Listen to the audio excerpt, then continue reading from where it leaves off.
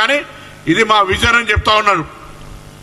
తెలంగాణలో మేము empirical data ఏ కోర్టులు ఇందిరా సహాని కావచ్చు ఏ కోర్టులు చెప్పినా మేము ఇలా బరాబర్ ఎంపైరికల్ డాటా ప్రామాణికమైనటువంటి సమాచారం తెలంగాణ ప్రభుత్వం దగ్గర ఉంది. ఇందిరా సహాని కేసులు అదే చెప్పారు. అన్నిటికంటే ఎక్కువ ఈరోజు భారతదేశంలోని అనేక రాష్ట్రాల్లో ఈబీసీ రిజర్వేషన్ తర్వాత 50% క్యాప్ అనేది వెళ్ళిపోయింది. అది క్వశ్చన్ కానే కాదు.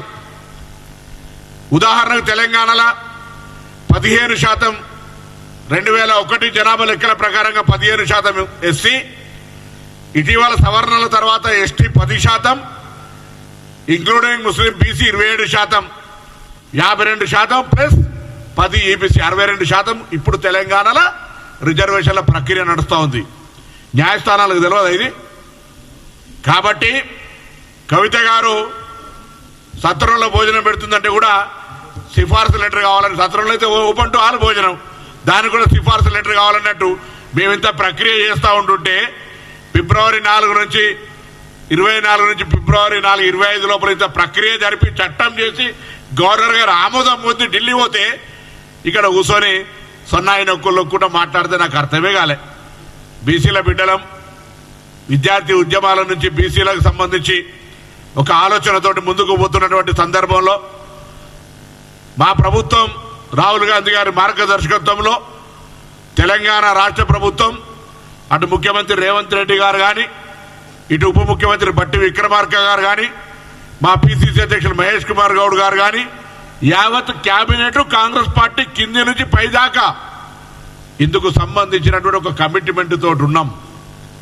నేను అడుగుతున్నా, 10 ఏళ్ళ అధికారంలో మీరు పట్టించుకోలే. ఇప్పుడు బీసీలకు సంబంధించిన నాయకుని పక్కన కూర్చుని పెట్టుకొని ఏదో మాట్లాడితే మాకు కొంత శాంటిటీ వస్తుంది, లేకపోతే ఏదో ప్రజల్లో పేరు వస్తుంది అనుకుంటే మీ అపోహ.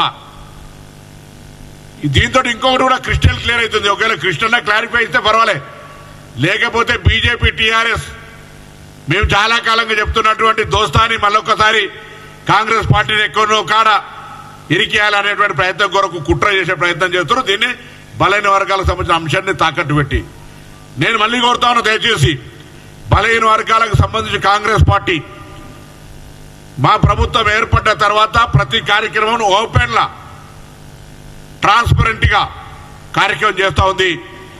కవిత గారు నిజంగా మీకు అంత చిత్తశుద్ధి ఈ సేకరణ సమాచార సేకరణ జరిగే సందర్భంగా మీ తండ్రి గారు కావచ్చు, మీ పక్కన ఉన్నటువంటి తండ్రి గారి పక్కన దయ్యాలు కావచ్చు, అందులో పాల్గొన్నప్పుడు వాళ్ళని విమర్శిస్తే ఇవాళ కూడా నువ్వు మాట్లాడే సందర్భంగా ఈ దయ్యాల ఆనాడు బలహీన వర్గాల కొరకు